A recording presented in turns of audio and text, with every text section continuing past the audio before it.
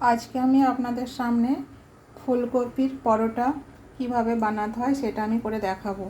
তার জন্য আমি প্রথমে নিয়ে নিয়েছি একটা ফুলকপি, এই যে মিডিয়াম সাইজের। আমি মাত্র 6টা পরোটা বানাবো, তার জন্য হাফ নিয়েছি।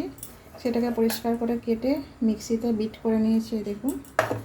তারপর এখানে রয়েছে প্লেটের মধ্যে হরি মির্চ, পেঁয়াজ কুচি, ধনিয়া পাতা, পরিমাণ হিসাব से আপনারা নেবেন, পেপার পাউডার, গরম মশলা পাউডার, আমচুর, নমক।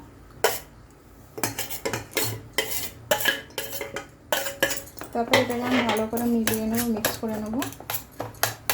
এদিকে অলরেডি আমি আটার ড্র বানিয়ে রুটি এখানে দেখুন বেলে রেখে দিয়েছি।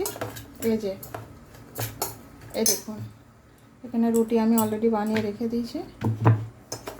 তো আপনারাও এইভাবে বেলে নেবেন। তারপরে চামচে করে এটার মধ্যে আমি গোবি যেটা মশলাটা করে রেখেছি সেটা দিয়ে দেবো। এটা চাড়িয়ে নেবো এর মধ্যে, রুটিটার মধ্যে। তারপর আরেকটা আমি প্লেন রুটি সাইজে একটা পরোটা বেলেই রেখে দিয়েছি, সেটা এর মধ্যে দিয়ে ভালো করে ঢেকে শেপ করে নেব। ভালো করে মুখটা এঁটে নেব। তারপর আমি এটা পরোটার শেপে একবার হালকাভাবে বেলে নেব। ওদিকে আমি অলরেডি ফ্রাই প্যান রেখে দিয়েছি গরম করার জন্য। তো তারপর পাতলিভাবে বেলে নেওয়ার পর